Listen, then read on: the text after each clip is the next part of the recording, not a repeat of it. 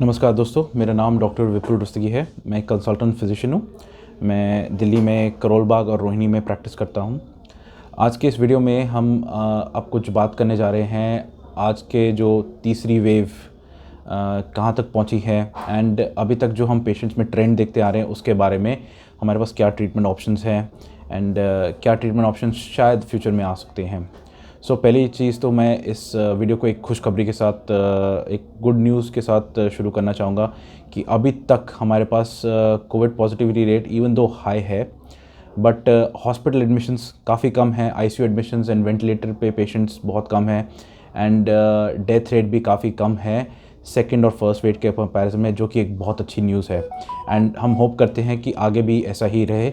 ये वायरस जो अब तक हम देख रहे हैं, ये ओमिक्रॉन वेरिएंट की वजह से जो तीसरी लहर आ रही है, ये वायरस अब हो सकता है जो नॉर्मल हमारा सीजनल फ्लू की तरह है उसकी तरह बिहेव करे। मतलब इसकी विरुलेंस यानी इसकी मृत्यु कॉज करने की क्षमता और सीवियर डिजीज़ कॉज करने की क्षमता है जो काफ़ी कम हो गई है। बट हमें साथ ही साथ बहुत केयरफुल भी रहना है और इसके ऊपर लगातार निगरानी रखनी है। अभी तक जो हम देखते आ रहे हैं, पहली चीज़ तो ये है कि ये ओमिक्रॉन वायरस बहुत तेज़ी से फैलता है। अभी तक जो हम देख रहे हैं ये सबसे ज़्यादा तेज़ी से फैलने वाला वायरस है। दूसरी चीज़, ये वायरस जो है आपके अपर रेस्पिरेटरी ट्रैक यानी कि गले को ज़्यादा पसंद करता है और फेफड़ों के हिस्सों को ज़्यादा इन्फेक्ट नहीं कर रहा। अभी तक जितने भी पेशेंट्स हमारे पास हॉस्पिटल्स में एडमिट हैं उनमें मैक्सिमम पेशेंट्स में लंग में ज़्यादातर कोई पैचेस नहीं देखे गए हैं, बट पेशेंट के जो वायरल लोड है सबसे ज़्यादा हमें थ्रोट में यानी कि गले के बैक साइड में मिलता है। एंड हम देख रहे हैं कि ये वायरस जो है जनरली गले में ही ज़्यादातर बस जाता है। साथ ही साथ हमने ये देखा है कि ज़्यादातर पेशेंट्स को अभी तक एसिम्प्टोमेटिक या माइल्ड डिजीज़ ही हो रही है। बहुत कम ही पेशेंट्स हैं, 5% से भी कम, जिनको मॉडरेट या सीवियर डिजीज़ हो रही है, और उससे भी एक बहुत कम परसेंटेज है जिनको एक्चुअली हॉस्पिटल एडमिशन और ऑक्सीजन की ज़रूरत पड़ रही है या उनको वेंटिलेटर की ज़रूरत पड़ रही है। अगर आप डेटा के थ्रू हम देखें तो 70-75% बेड्स अभी तक दिल्ली में खाली हैं, जो कि बहुत अच्छी बात है। अभी तक जो हम देखते आ रहे हैं, हम ये कह सकते हैं सेफली कि ये जो वेव है अभी तक जो हमारे भारत में आई है, थर्ड वेव, ये प्रेडोमिनेटली ओमिक्रॉन की वजह से ही है। अच्छा, इसमें एक और चीज़ जो हम देख रहे हैं कि मैक्सिमम पेशेंट्स को ट्रीटमेंट की बहुत ज़्यादा ज़रूरत नहीं पड़ रही। बहुत पेशेंट्स अपना टेस्ट नहीं करा रहे हैं, बट मैक्सिमम पेशेंट्स रिकवर भी कर रहे हैं 2 से 3 दिन में। इसके अलावा जो हम देख रहे हैं, जो ट्रीटमेंट के लिए हम जो ऑप्शंस देते हैं पेशेंट्स को, जैसे कि हमने एक ओरल एंटीवायरल ड्रग के बारे में बात किया जिसका नाम मोलनुपिरेविर था। ये काफ़ी इफ़ेक्टिवली अभी तक काम कर रहा है एसिम्प्टोमेटिक पेशेंट्स में। इवन दो इसका बहुत रोल नहीं है, ये दवाई हम मतलब बीमारी शुरू होने के फर्स्ट 5 डेज़ के अंदर अंदर ही देते हैं, क्योंकि 5वें दिन के बाद इसका जनरली कोई रोल नहीं। ये दवा जो हाई रिस्क ग्रुप में है काफ़ी अच्छे से काम कर रही है एंड वायरल लोड कम भी कर रही है। साथ ही साथ जो इसका मेन मकसद है यानी कि हॉस्पिटलाइजेशन कम करना, आईसीयू एडमिशन कम करना, वो भी ये अच्छे से कर रही है। इसके साथ साथ मैं एक और डेटा के ऊपर बात करना चाहूँगा कि अभी तक जो दिल्ली में हम हॉस्पिटल एडमिशन्स देख रहे हैं और साथ ही साथ जो डेथ रेट देख रहे हैं, उसमें ये पाया गया है कि 90% पेशेंट्स जो एडमिट हो रहे हैं कोविड इन्फेक्शन की वजह से, वो अनवैक्सीनेटेड हैं। प्लीज़ अगर आपने अभी तक अपना डोज नहीं लगवाया है, प्लीज़ लगवा लीजिए। इसके साथ साथ मैं ये भी बताना चाहूँगा कि जो डेथ रेट है वो भी ज़्यादातर अनवैक्सीनेटेड पेशेंट्स में ही ज़्यादा दिखाई दे रहा है। मतलब जो लोग को वैक्सीन नहीं लगी है, कोई सी भी, चाहे वो कोविशील्ड हो, स्पुतनिक हो, कोवैक्सीन हो, उनमें एडमिशन भी ज़्यादा है, डेथ रेट भी ज़्यादा है। और साथ ही साथ हम ये देख रहे हैं कि जिन पेशेंट्स को कोमॉर्बिडिटीज़ यानी कि उन्हें अन्य बीमारी है, जैसे कि उम्र ज़्यादा है, 60 साल से, शुगर है, बीपी है, हार्ट डिजीज़ है, उन्हीं लोगों को हॉस्पिटल एडमिशन और उन्हीं में डेथ रेट ज़्यादा है।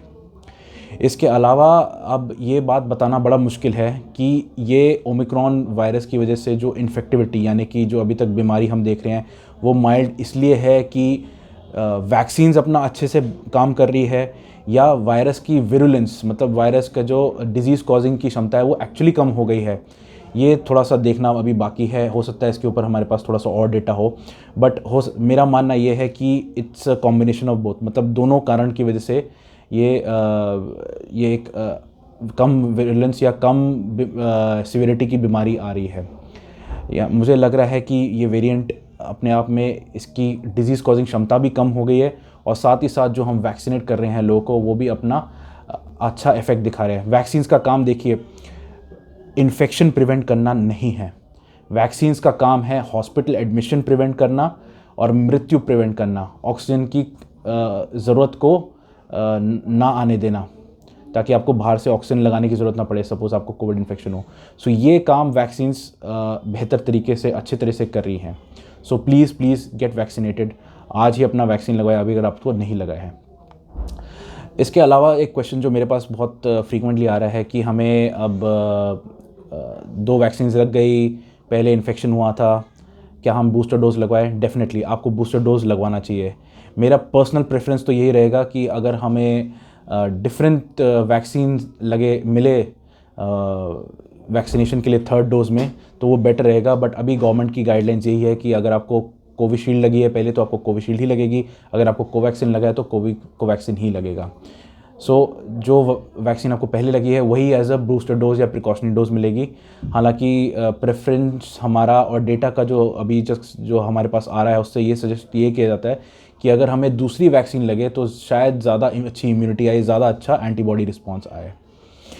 साथ ही हमने ये भी देखा है कि जिन लोगों को फर्स्ट या सेकेंड वेव में कोविड हो गया और उसके बाद उन्हें दोनों वैक्सीन लगी, उनमें एंटीबॉडी रिस्पॉन्स और उनके इम्यूनिटी लेवल्स बहुत अच्छे हैं और उनका एंटीबॉडी लेवल्स भी बहुत अच्छे हैं। तो वो इस ओमिक्रॉन वेरिएंट से भी अच्छे से लड़ पा रहे हैं, और हमारा उम्मीद यही है कि आगे वाले जो फ्यूचर म्यूटेशंस या वेरिएंट्स आए उनके खिलाफ भी ये बहुत अच्छे से एक्टिव रहे। एक और क्वेश्चन जो मेरे पास आ रहा है कि सपोज़ हमें अब दोनों वैक्सीन लग गई हैं, बट बूस्टर डोज़ या तीसरा डोज़ लगने से पहले हमें अब इन्फेक्शन हो गया कोविड से, यानी ओमिक्रॉन वेरिएंट से या कोई सी भी वेरिएंट, अगर सपोज़ आपका जीनोमिक सीक्वेंस नहीं हुआ है, हो सकता है वो डेल्टा भी हो, तो हमें ध्यान तो सबके लिए रखना है। बट अगर आपको दोनों डोजेज़ वैक्सीन के लगने के बाद आपको इन्फेक्शन हो गया, तो आपको तब भी बूस्टर डोज़ लगवाना चाहिए। डेफिनेटली येस, आपको लगवाना चाहिए। ऐसे केस में जो आपका तीसरा डोज का पीरियड है वो 3 महीने तक डेफर हो जाएगा, यानी कि आपको अगर इन्फेक्शन हुआ है 2 डोजेज़ के बाद, तो आप अपना बूस्टर डोज 3 महीने के बाद या 90 दिन के बाद लगवाएंगे। अभी तक हमारा डेटा यही कह रहा है, और अभी तक जो गाइडलाइंस आई है और जो हम बाहर देख रहे हैं उसके हिसाब से 90 डेज़ ही एक प्रेफरेंशियल पीरियड है। इसके अलावा मैं सबको दोबारा से इस पॉइंट पे ये कहना चाहूँगा कि आप प्लीज़ मास्क पहने। कपड़े का मास्क इतना इफ़ेक्टिव नहीं है। यदि आपको कोविड से अच्छा बचाव चाहिए तो N95 मास्क ही सबसे इफ़ेक्टिव है। इसके अलावा इस वेव में जो हम पेशेंट्स का देख रहे हैं, इसमें ज़्यादातर एसिम्प्टोमेटिक और माइल्ड केसेस में मोलनुपिरावीर का ही थोड़ा बहुत रोल हम कह सकते हैं। बट अदरवाइज़ आपको कोई अन्य एंटीबायोटिक जैसे कि एजिथ्रोमाइसिन, अमोक्सिसिलिन, कई पेशेंट्स पहले हम आइवरमेक्टिन या HCQS देते थे। इन दवाइयों का कोई रोल नहीं, आइवरमेक्टिन का कोई रोल नहीं, HCQS का कोई रोल नहीं, एजिथ्रोमाइसिन का कोई रोल नहीं। आपको कोई और अन्य एंटीवायरल की भी ज़रूरत नहीं है, जैसे कि फेविप्रवीर। मैक्सिमम पेशेंट्स, जैसा मैंने पहले भी कहा, अपने आप भी ठीक हो रहे हैं, और जिन पेशेंट्स का हाई रिस्क ग्रुप में कैटेगरी में आते हैं उनमें मोलनुपिरावीर काफ़ी अच्छा काम कर रही है। हमारे पास जो ट्रीटमेंट ऑप्शंस अब आ जाते हैं, जो आइडियली अगर हम डेटा के हिसाब से जाते तो हमारे लिए एज़ पर डेटा बेस्ट दवाइयाँ जो होती वो होती पैक्सलोविड, जिसे हम रिटोनावीर और निमट्रेलावीर के कॉम्बिनेशन को कहते हैं। ये दवाई फ़िलहाल इंडिया में अवेलेबल नहीं है। इसके बाद आई थिंक सेकंड नंबर पे आता आपका मोनोक्लोनल एंटीबॉडी कॉकटेल या फिर सोट्रोमाविब। ये दोनों दवाइयाँ भी सोट्रोमाविब अभी फ़िलहाल इंडिया में अवेलेबल नहीं है, बट मोनोक्लोनल एंटीबॉडी अवेलेबल है।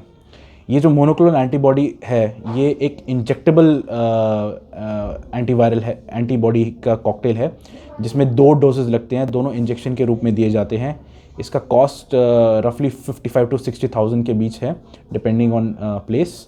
एंड मैं जो देख रहा हूँ कि बहुत सारे पेशेंट्स जो अच्छे खासे वेल ऑफ है, अमीर हैं, वो ये मोनोक्लोनल एंटीबॉडी कॉकटेल लगवा रहे हैं। बट हम जो अभी तक डेटा देखते आ रहे हैं उसमें हम ये देख रहे हैं कि जो ओमिक्रॉन वेरिएंट है उसके खिलाफ ये मोनोक्लोनल एंटीबॉडी कॉकटेल काम नहीं करता। चाहे आप इसे कहिए कि वेरिएंट बहुत माइल्ड है, इतना अग्रेसिव नहीं, बट ये वेरिएंट इतना अच्छे से काम नहीं करता इसके अगेंस्ट, एंड सो इसको देने का कोई रोल नहीं है। इसके अलावा जो हमारे पास और ट्रीटमेंट के लिए ऑप्शंस है, उसमें नंबर 3 अगर हम इन 2 ड्रग्स के बाद बात करें तो आई थिंक मेरे साथ रेमडेसिविर ही रहेगा। बट रेमडेसिविर भी इंजेक्टेबल है। अब हम रेमडेसिविर सिर्फ 3 दिन के लिए देते हैं, 3 डे कोर्स सफिशिएंट रहता है, और वो भी हम एडमिटेड पेशेंट्स में देते हैं जिनको मॉडरेट या माइल्ड डिजीज़ हो, एंड उन्हें हम देना चाहेंगे प्रेफरेबली बीमारी के फर्स्ट वीक यानी कि पहले के हफ्ते में, वो भी फर्स्ट 5 डेज़ में अगर मिल जाए तो ज़्यादा अच्छा सर। एंड देन लास्ट में हमारा आएगा मोलनुपिरावीर, एंड इससे भी कम अगर हम कुछ और हमारे पास कुछ भी नहीं मिले, लास्ट में होगा शायद फेविप्रवीर। बट फेविप्रवीर का भी कोई एज सच प्रूवन रोल नहीं है अभी तक, एंड मतलब इन सब ड्रग्स में से सबसे वीकेस्ट जो एविडेंस है इस फेविप्रवीर के लिए ही है। आई थिंक मोलनुपिरावीर इससे ज़्यादा इफेक्टिव है, इससे ज़्यादा अच्छा काम कर रही है। इसके अलावा जो है अभी तक हम जो मैंने एक और वीडियो बनाई थी, उसमें हमने सीटी स्कोर के बारे में बात किया था। बहुत से पेशेंट्स मेरे से बार बार पूछते हैं कि हमारा कोविड टेस्ट पॉजिटिव आया है, इसमें सीटी स्कोर 11, 12, 30 आया है, इसका क्या सिग्निफिकेंस है। देखिए कोई सिग्निफिकेंस नहीं, आपका कोविड टेस्ट पॉजिटिव आया है, मेरे लिए वही सफिशिएंट है।